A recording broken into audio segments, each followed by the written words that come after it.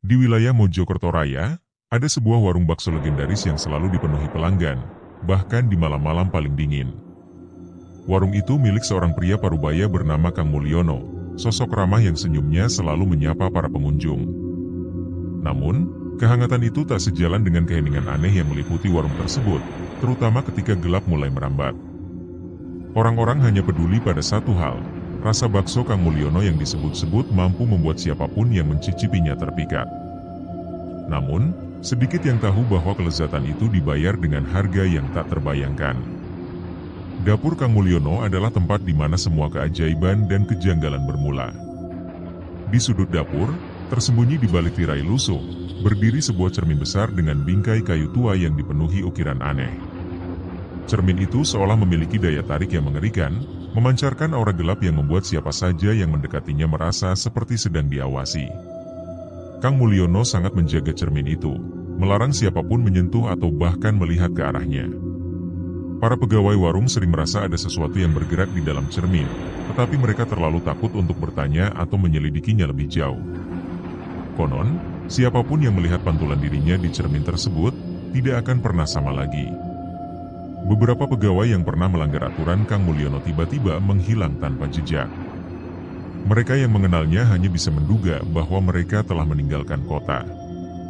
Namun, desas-desus yang beredar di kalangan penduduk setempat mengatakan hal yang berbeda. Jiwa-jiwa mereka telah diambil oleh cermin itu, terperangkap dalam pantulan yang tak pernah kembali. Kang Mulyono sendiri hanya tertawa saat rumor ini dibicarakan. Ia menyebutnya sebagai kisah kosong yang dibuat orang iri. Namun, ada satu rahasia gelap yang hanya diketahui oleh Kang Mulyono. Cermin itu bukan sekadar benda mati. Ia adalah alat mistis yang diwariskan dari generasi ke generasi oleh leluhurnya, seorang dukun yang dikenal mampu mengendalikan jiwa-jiwa. Setiap kali seseorang melihat pantulannya di cermin, jiwa mereka diserap dan terjebak, meninggalkan tubuh kosong yang tak bernyawa. Jiwa-jiwa yang terperangkap ini, entah bagaimana, memberi rasa yang tak tertandingi pada bakso Kang Mulyono. Kelezatan itu tidak berasal dari bumbu rahasia, melainkan dari penderitaan yang tak kasat mata. Di malam tertentu, saat kota diselimuti kabut tebal, cermin itu bersinar samar, seolah memanggil seseorang.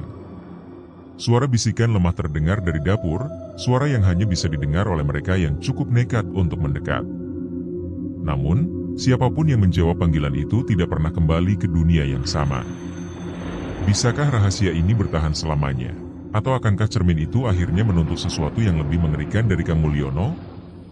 Sebelum video cerita horor ini berlanjut, ada baiknya para penonton untuk memberikan subscribe, like, dan menyebarkan video ini, sehingga memotivasi kami untuk membuat cerita video yang lebih menyeramkan, menakutkan, menarik, dan memberikan pesan-pesan positif dalam berkehidupan. Selain itu, tidak lupa menyalakan gambar lonceng agar Anda menjadi penonton pertama yang mengetahui saat kami upload cerita horor terbaru yang akan menguji keberanian Anda untuk mendengarkan dan menonton video ini sendirian. Dan, selamat menonton. Warung bakso Kang Mulyono sangat populer di wilayah Mojokerto Raya, berdiri sederhana di tepi jalan utama yang menghubungkan antar kota. Dari luar, warung itu tampak biasa saja. Bangunannya terbuat kayu tua dengan papan nama yang hampir pudar. Namun, bau harum kuah bakso yang mengepul dari dapur menarik orang-orang seperti magnet. Setiap malam, antrean mengular hingga keluar warung, dan tawa serta obrolan pengunjung menciptakan suasana hangat yang kontras dengan gelapnya malam. Masyarakat percaya bahwa kelezatan bakso Kang Mulyono adalah sesuatu yang diberkahi. Banyak yang berseloroh akibat tangan Kang Mulyono terbuat dari emas, sementara yang lain bergurau mungkin punya bumbu rahasia yang diwariskan nenek moyangnya. Tapi, gurauan itu selalu disertai dengan nada setengah serius, seolah-olah di balik humor itu ada sesuatu yang benar-benar dirahasiakan. Di tengah kegemaran warga lokal, seorang jurnalis muda bernama Alia Joyo Hadikusumo tiba di kota itu. Berbekal rasa ingin tahu yang tajam, Alia ditugaskan menulis artikel tentang warung bakso legendaris tersebut. Dia datang dengan harapan menemukan kisah kuliner yang inspiratif, tetapi sejak awal kedatangannya, Alia merasa ada sesuatu yang tidak biasa. Antusiasme penduduk terhadap warung ini terasa berlebihan. Mereka berbicara tentang bakso Kang Mulyono dengan mata berbinar, tetapi setiap kali ditanya lebih lanjut, mereka selalu menghindar, seperti ada hal yang mereka sembunyikan. Malam itu, Alia memutuskan mengunjungi warung tersebut. Saat memasuki warung, suasana terasa hangat, tetapi entah mengapa, dia merasakan desakan dingin di tengkuknya. Dinding kayu tua dipenuhi poster-poster pudar, dan lampu pijar redup menciptakan bayangan aneh di sudut-sudut ruangan. Semua orang tampak begitu menikmati baksonya, tetapi ekspresi mereka nyaris terlalu bahagia, seperti ada sesuatu yang memaksa mereka untuk terlihat puas. Alia memesan seporsi bakso dan mulai mencicipinya. Benar saja, rasanya luar biasa. Gurihnya kuah, tekstur kenyal bakso, dan rasa rempah yang kaya seolah menyentuh semua inderanya sekaligus. Namun, di balik kenikmatan itu, Alia merasa ada sesuatu yang janggal.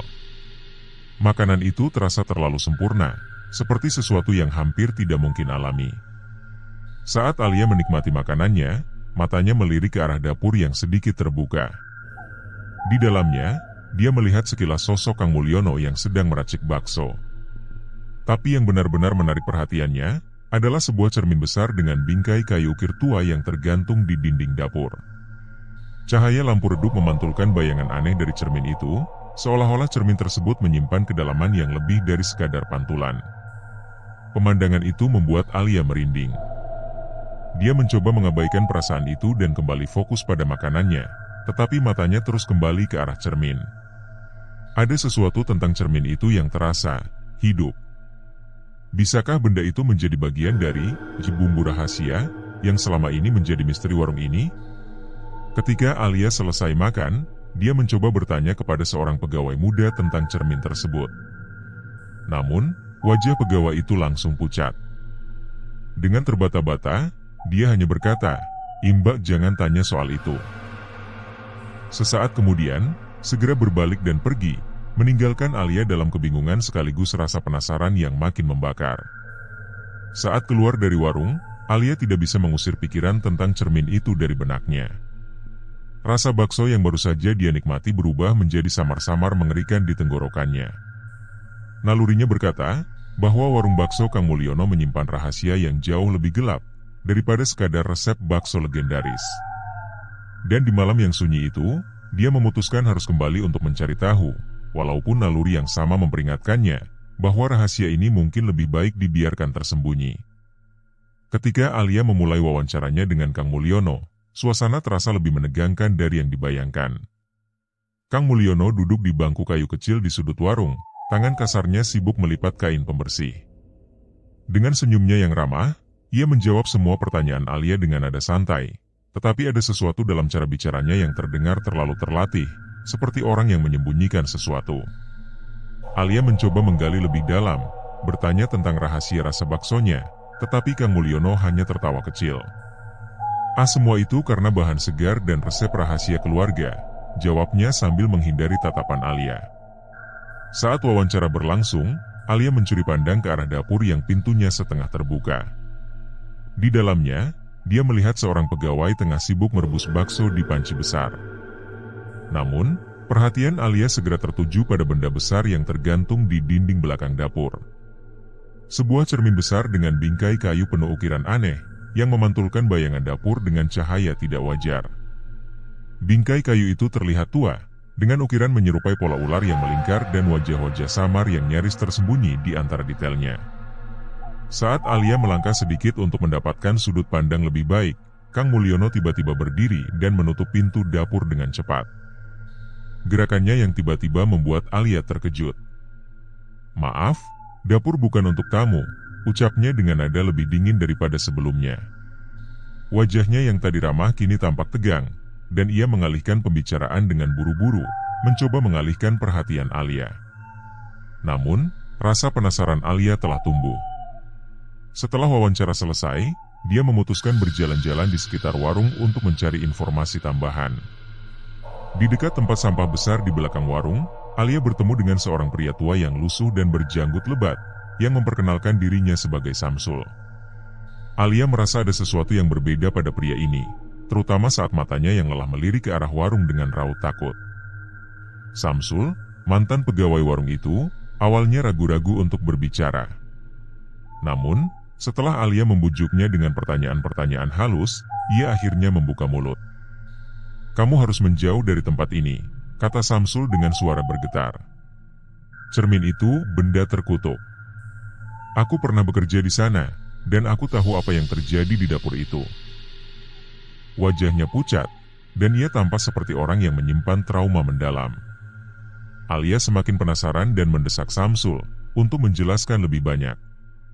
Setelah menarik napas dalam-dalam, Samsul mulai bercerita.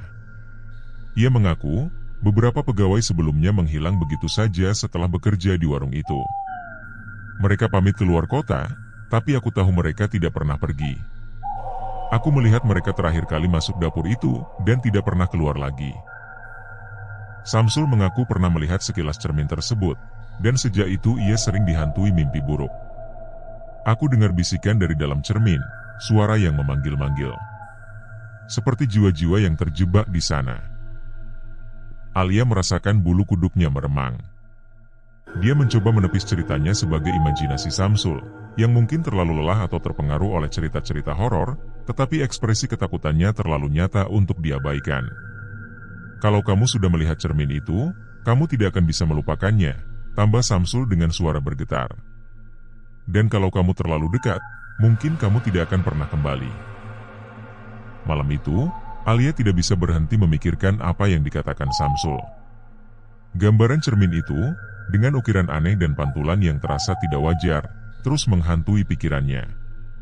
Dia mulai merasa ada sesuatu yang mengamatinya, meskipun ia sendirian di kamar penginapannya. Rasa dingin di tengkuknya kembali muncul, mengingatkannya pada saat berada di warung bakso tadi. Saat Alia memejamkan mata, dia mendengar suara bisikan samar, suara yang tidak bisa dijelaskan asalnya. Suara itu berbisik, "Jangan kembali, atau kami akan menunggumu." Meskipun takut, rasa penasaran Alia jauh lebih besar. Dalam benaknya, dia tahu harus kembali ke warung itu, apapun risikonya. Rahasia cermin itu harus terungkap. Tapi, apakah Alia benar-benar siap menghadapi kegelapan yang menantinya? Ketika rasa penasaran Alia semakin membakar, dia memutuskan untuk menyelidiki asal-usul cermin misterius yang tergantung di dapur Kang Mulyono. Dia menghabiskan malam-malamnya di perpustakaan tua kota Mojokerto itu, mencari tahu tentang simbol-simbol aneh pada bingkai cermin yang sempat ia lihat. Penelitiannya membawa Alia ke kisah seorang dukun kuno bernama Ki Surya Karsa, yang dikenal sebagai penguasa ilmu hitam di masa lalu. Nama itu sering muncul dalam teks-teks usang, dan catatan masyarakat tentang ritual gelap, yang menggunakan benda-benda bertuah. Ki Surya Karsa, menurut legenda, menciptakan cermin sebagai alat untuk menjebak jiwa manusia. Cermin yang dikenal sebagai Koco Bergolo itu tidak hanya menjadi penjara bagi roh orang mati, tetapi juga menyerap energi kehidupan mereka. Dengan energi itu, dukun tersebut memperpanjang usianya, juga mendapatkan kekuatan mistis yang luar biasa. Namun, setelah dukun itu meninggal secara misterius, cerminnya menjadi barang kutukan. Banyak yang percaya cermin itu membawa kemalangan bagi siapapun yang memilikinya. Alia merasa bulu kuduknya merinding saat membaca deskripsi tentang cermin itu, yang cocok dengan benda di dapur Kang Mulyono. Setelah kematian Ki Surya Karsa, cermin itu dijual oleh para pewarisnya yang takut akan kutukannya. Benda itu berpindah tangan dari satu pemilik ke pemilik lainnya, membawa kehancuran dimanapun ia berada. Sampai akhirnya, cermin itu ditemukan oleh Kang Mulyono di sebuah pasar barang antik beberapa tahun lalu. Alia mulai mengerti keberadaan cermin itu di warung Kang Mulyono bukanlah kebetulan, melainkan awal dari tragedi. Menurut seorang penjaga toko antik yang pernah berurusan dengan Kang Mulyono, cermin itu dianggap tidak biasa. Penjaga itu mengingat bagaimana Kang Mulyono tampak tertarik secara aneh kepada benda tersebut, seperti ada kekuatan yang memanggilnya. Dia membeli cermin itu dengan harga yang sangat murah, tanpa menyadari kekuatan gelap yang menyertainya. Namun, Kang Mulyono segera menemukan rahasia mengerikan cermin itu, secara tidak sengaja. Suatu malam, seorang pencuri menyelinap masuk ke warung Kang Mulyono, untuk mencuri uang dari laci kasir. Dalam prosesnya, si pencuri melihat bayangannya di cermin dapur. Tanpa peringatan, tubuhnya membeku, matanya membelalak dengan ketakutan. Dalam hitungan detik, tubuhnya ambruk, tanpa kehidupan. Kang Mulyono, yang mendengar keributan, menemukan tubuh si pencuri di depan cermin, dengan ekspresi ngeri yang tak terlukiskan. Panik dan bingung, Kang Mulyono berusaha menyingkirkan mayat pencuri itu. Namun, ketakutan berurusan dengan polisi, membuatnya memutuskan sesuatu yang mengerikan. Ia memotong-motong mayat si pencuri dan mencampurnya ke dalam adonan bakso. Malam itu, ia menyajikan bakso seperti biasa, tanpa memberitahu siapapun apa yang telah terjadi. Yang mengejutkan, pelanggan memuji rasa baksonya yang jauh lebih nikmat daripada sebelumnya.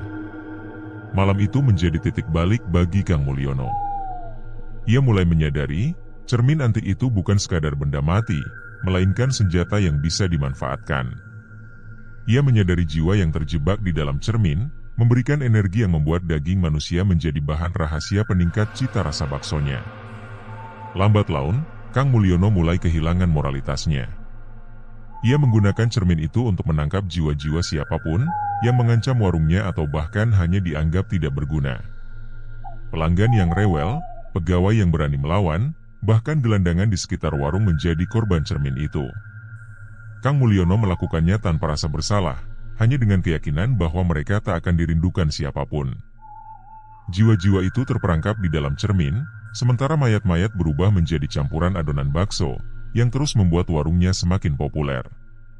Namun, cermin itu tidak pernah puas. Semakin banyak jiwa yang diambil, semakin besar kekuatannya, dan semakin kuat pula bisikan-bisikan yang hanya bisa didengar oleh Kang Mulyono.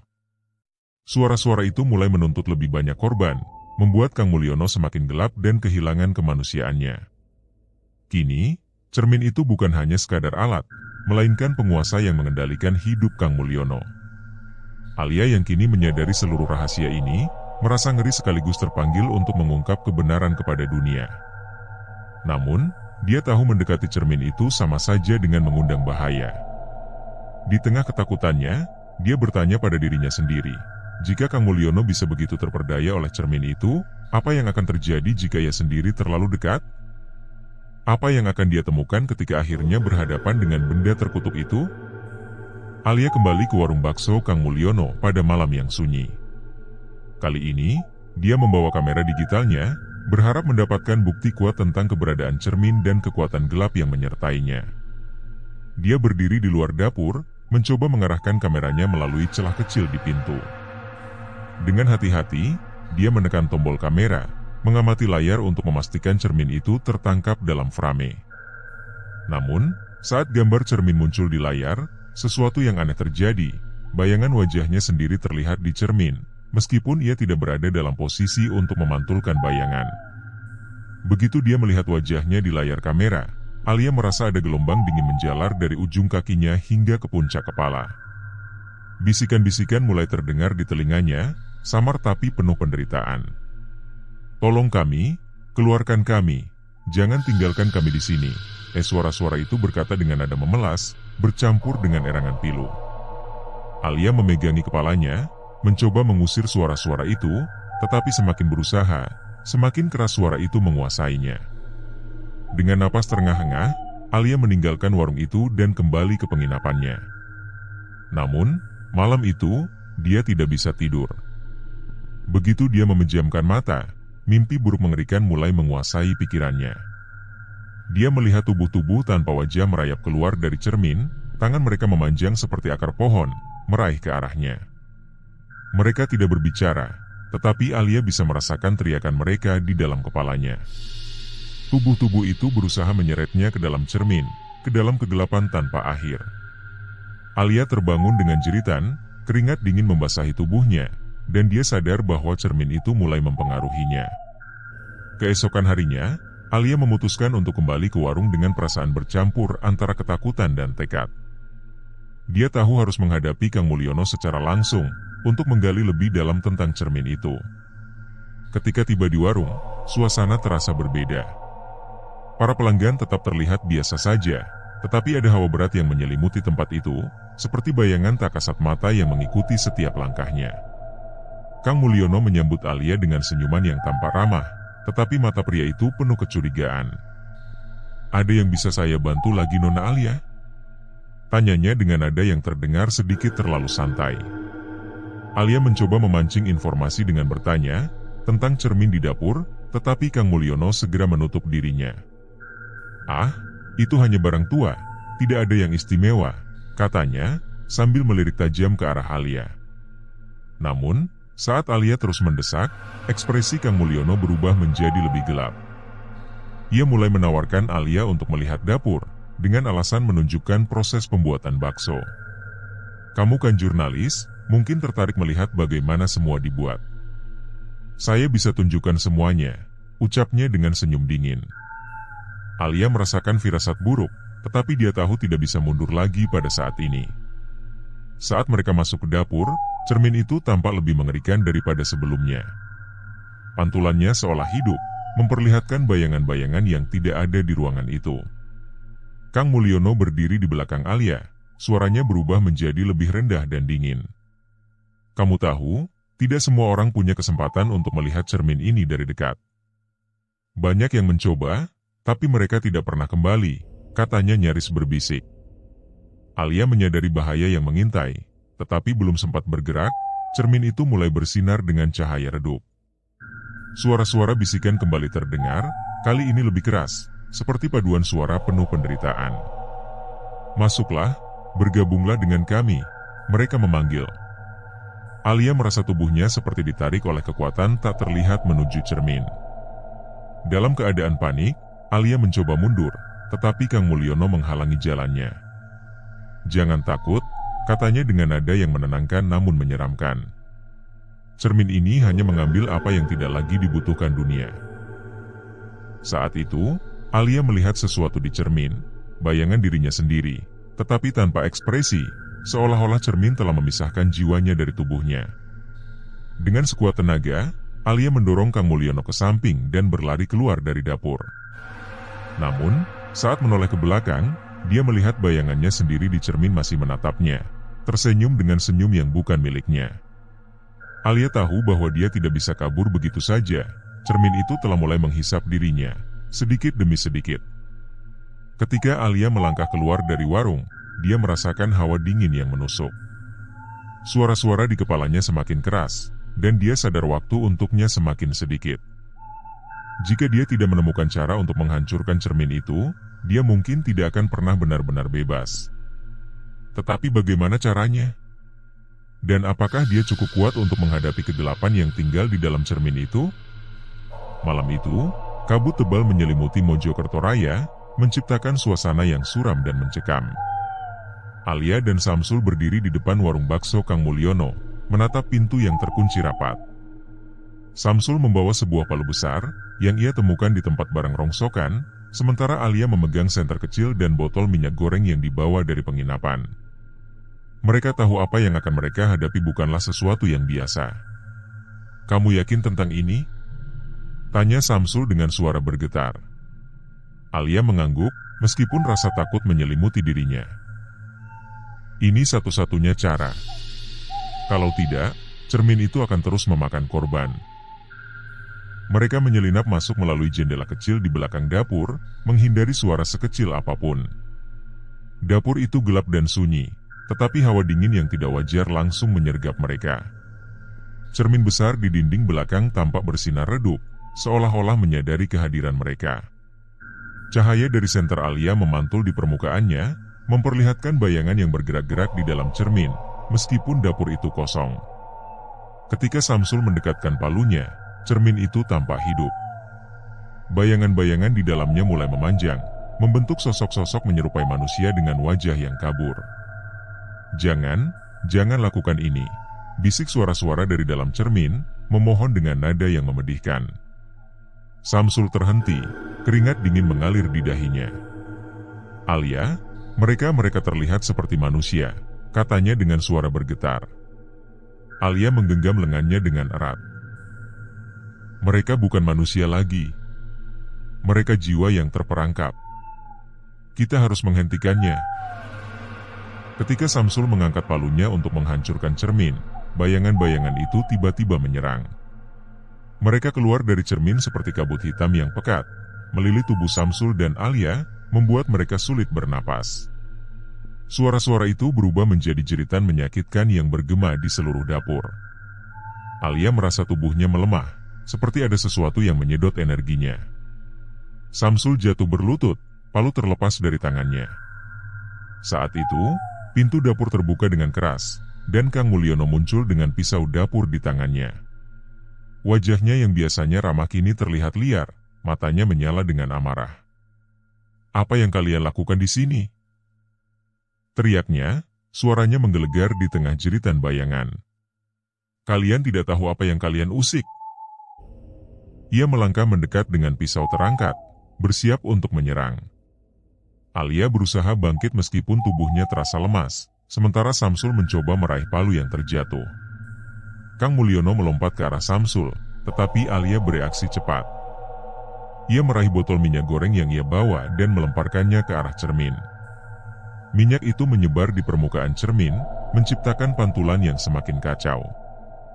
Bayangan-bayangan di dalamnya berteriak, seolah-olah merasakan sakit. Alia kemudian menggenggam sebuah wajan panas yang masih berada di atas kompor, melemparkan isinya, minyak mendidih ke arah cermin. Saat minyak panas menyentuh permukaan cermin, retakan mulai muncul di seluruh bingkai. Jeritan dari bayangan di dalam cermin semakin keras, memekakkan telinga. Kang Mulyono yang mencoba menyerang Alia, tiba-tiba terhenti. Ia terjatuh ke lantai, memegangi kepalanya sambil berteriak, "Tidak! Jangan! Mereka butuh aku!" Bayangan-bayangan hitam yang keluar dari cermin mulai merayap ke arahnya, melilit tubuhnya seperti akar pohon. Alia dan Samsul hanya bisa menyaksikan dengan ngeri, saat jiwa-jiwa yang terperangkap menyeret Kang Mulyono ke dalam cermin.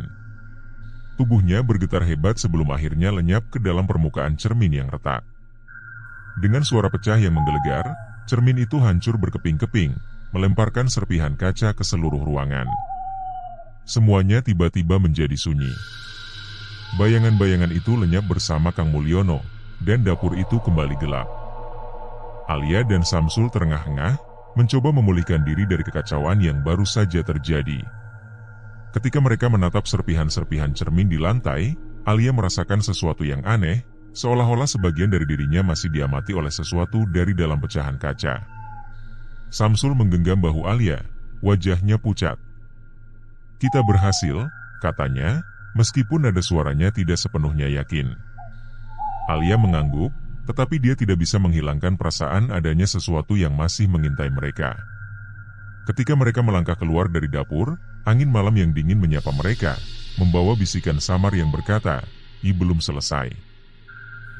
Bisikan singkat itu membuat Alia bertanya-tanya, apakah benar cermin itu telah dihancurkan, ataukah kutukannya masih ada, menunggu waktu untuk bangkit kembali? Setelah malam yang penuh teror itu, warung bakso Kang Mulyono menjadi sorotan di Mojokerto Raya. Penduduk setempat hanya tahu warung terkenal itu tiba-tiba tutup, tanpa penjelasan apapun. Tidak ada yang berani bertanya, bahkan setelah polisi datang untuk menyelidiki hilangnya Kang Mulyono. Warung itu kini dibiarkan terbengkalai, pintunya terkunci. Orang-orang hanya berbisik tentang tempat itu, mengaitkannya dengan kutukan atau kejadian yang lebih baik dilupakan.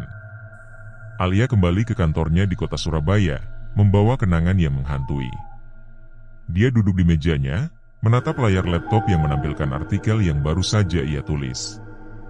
Artikel itu berbicara tentang warung bakso legendaris dengan sentuhan mistis, tetapi Alia dengan sengaja mengaburkan detail-detail tentang cermin terkutuk dan kengerian yang dialami. Dia tahu bahwa kebenaran terlalu berbahaya untuk diungkap. Masyarakat tidak siap untuk mengetahui apa yang sebenarnya terjadi di balik kelezatan bakso itu. Namun, meskipun mencoba melupakan semuanya, mimpi buruk terus menghantui Alia. Malam demi malam, dia bermimpi tentang jiwa-jiwa yang terperangkap, bayangan-bayangan gelap yang memanggil namanya. Dalam salah satu mimpinya, dia melihat cermin itu utuh kembali, berdiri di sebuah ruangan gelap, dengan bayangan Kang Mulyono menatapnya dari dalam. "Kami belum selesai beruruan denganmu," bisik suara dalam mimpi itu, yang membuat Alia terbangun dengan keringat dingin. Sepekan kemudian di wilayah Mojokerto Raya, seorang pemulung yang biasa mengais-ngais di sekitar warung kosong itu menemukan sesuatu yang menarik perhatian. Di antara puing-puing dapur yang berserakan, ia menemukan sebuah serpihan kaca besar, berbingkai ukiran kayu yang sudah retak. Dia memungutnya, merasa ada sesuatu yang aneh tetapi tak mampu melepaskan pandangannya dari pantulan di kaca itu. Pantulan di serpihan cermin itu tidak seperti bayangan biasa. Wajah pemulung itu terlihat berbeda, matanya tampak lebih tajam, senyumnya menyungging dengan cara yang menyeramkan. Seolah-olah serpihan cermin itu mengenalnya lebih baik daripada ia mengenal dirinya sendiri. Pemulung itu menggenggam cermin tersebut erat-erat, seperti terhipnotis. Ini milikku sekarang, gumamnya dengan suara yang nyaris tidak seperti miliknya sendiri. Beberapa hari kemudian, desas-desus mulai menyebar di kota. Orang-orang bercerita tentang seorang pemulung yang tiba-tiba berubah. Ia yang sebelumnya pendiam dan cenderung pemalu, kini sering terlihat berbicara sendiri.